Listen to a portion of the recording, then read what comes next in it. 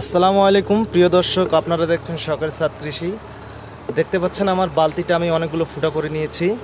এই বালতিতে ফুটাগুলো ভরাট করব ইটের কুচরি দিয়ে।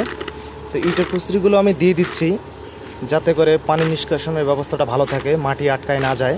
তো এরপর আমি এখানে দিয়ে দিব আমার সার মিশ্রিত মাটিগুলো, যা আমি 1 মাস আগে এই মাটিগুলো প্রস্তুত করে রেখেছিলাম।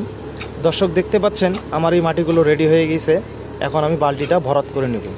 তো এইভাবে আজকে আমি 3টি বালতি ভরাট করব। তো এই বালতিগুলো আমি ভরাট করার পরে আমার আজ থেকে 2 মাস আগে আমি চারা তৈরি করেছিলাম ডাল কেটে ড্রাগনের, সেই চারাগুলো এই বালতির মধ্যে রোপণ করব দর্শক।